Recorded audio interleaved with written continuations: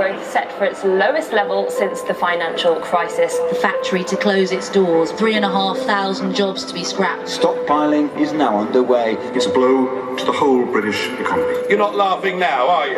We're leaving the European Union on the 29th of March 2019. This is idiocy of epic proportions.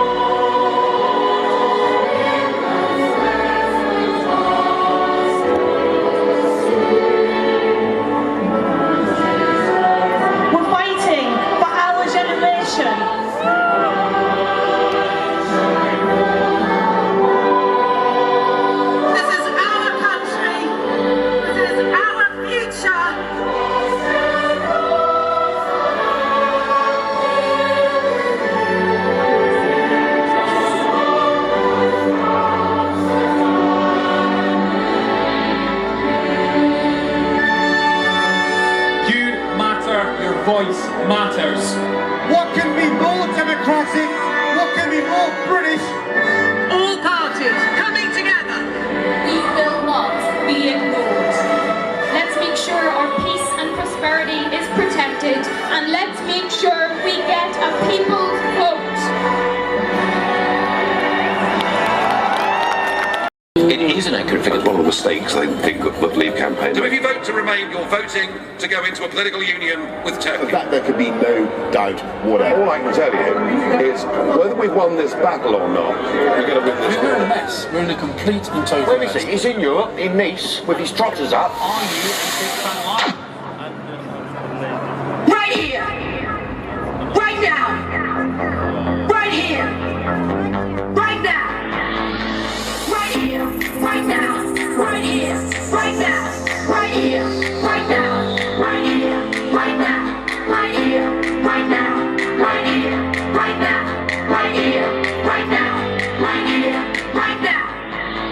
I'm for a people's vote. People's vote. The people's vote. Give it to the people. Stood here today in Parliament Square, up Whitehall, each one of you, by voting with your feet, by coming out today, is sending a signal to those lot in there that we are not happy. We are not happy. Brexit isn't a policy, it's an ideology. A regressive, reactionary philosophy in which the state is rolled back, workers' rights are lost, and environmental standards are weakened. It is a political project of the far right, and it must be opposed every step of the way. But we march, we campaign, we fight for something much greater than simply a final say. We fight for the future of our country and for its soul. We fight for a future in which facts matter, in which truth matters. A future in which the government can't simply shut down Parliament to get its own way. In which immigrants aren't scapegoated. In which the views of millions of young people are not simply ignored. A future in which our country moves forward, built on the values of tolerance, internationalism, opportunity, fairness, and social justice. And it is that message which will mean that we beat the politics of division and fear, and we win a people's vote. You know, we are here to defend our democracy. Don't let anybody tell you otherwise. Sold my family a car. He got it from the Nigel garage and told us it would be marvellous. It would be fast and safe, and our lives would be better. We were not allowed to see the car, let alone test drive it. And most certainly the needs of the women and kids in the family were not considered. And now, 3 years later, the car has finally arrived. It turns out it's not at all the vehicle we had imagined. It is slow. It is almost certainly unsafe. One passenger in it will have no door to protect them. Yet the whole family is supposed to get in it and drive off into the sunset without being allowed to check the thing over. When we were sold Brexit, no one told us what it would actually be like. There has been some arguing in the family because none of us have been here before. So we need to take a breath. We need to consider not an idea, but a reality. Not a slogan, but the truth. I am not buying a car which puts my family in danger. Boris Johnson's deal will be bad for our economy. It will be bad for our NHS. It will be bad for workers' rights, for environmental protections, and it will be bad for our United Kingdom, our precious family of nations.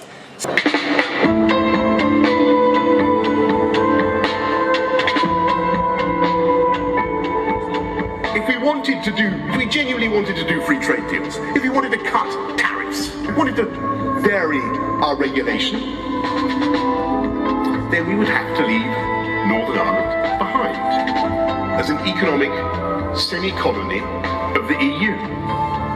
And we will be damaging the fabric of the Union with regulatory checks and even customs controls between Great Britain and Northern Ireland on top of those extra regulatory checks down the Irish Sea that are already envisaged in the withdrawal agreement. Now I have to tell you, no British Conservative government could or should sign up to any such arrangement.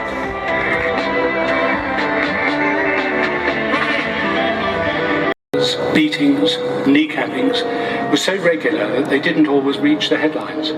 It was a way of life that would have been utterly intolerable in any other part of the United Kingdom, and I saw no reason why it should be tolerated in Northern Ireland. 30 years of violence that had killed 3,000 people simply could not be permitted to continue.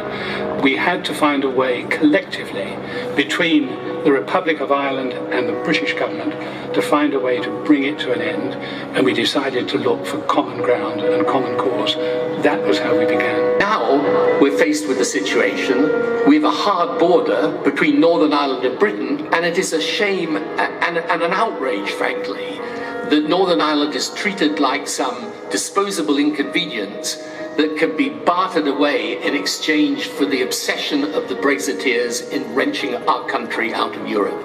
I find it very difficult to understand, as a former leader of the Conservative Party, why it is the Conservative and Unionist Party that is taking action on one front that may in the future break apart the United Kingdom.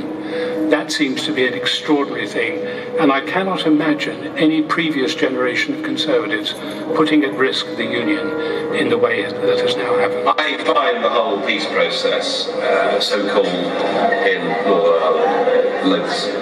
There's no border between Camden and Westminster. Come on, you can't compare two boroughs of London with the kinds of difference in the arrangements that would be in place after Brexit between the UK and the EU. It's a very relevant The Brexiteers, they talk about the will of the people, but in June 2016, our knowledge was necessarily limited. Now, 3 years on, with this mess and mayhem and misery, with our knowledge vastly expanded by experience, how is it undemocratic to ask the British people for their final opinion? These demagogues talk about the will of the people, but they're actually now terrified of seeking it. And they don't worry that a final say referendum is going to be a blow to democracy. They worry that if we have a final say, this time it will focus not on the fantasies they peddled in June 2016, but on the facts. And this time they will lose. It's time to unite the country once again. Yes, there are people who believe that our future lies best outside of the European Union. We might disagree with that view, but if it's honestly held, we respect it. However, what we do not respect is politicians who, with cynicism and opportunism, have seized upon this issue in the ruthless pursuit of power for power's sake. And there are obviously us. We believe that our future best lies within the European Union itself. But you know, there are two things that can unite both leavers and remainers today. The first is this, that we cannot, any of us, whichever way we vote in the last referendum, we cannot support this deal that's put before us that will make our country poorer, cost us our jobs, undermine our living standards, and cut ourselves off from the market that we need to sustain our economy in the long-term future. But also, we can also all agree that it is now time. It is now time to revert to the fundamental principle that underlies our democracy. And that principle is this: let the people decide.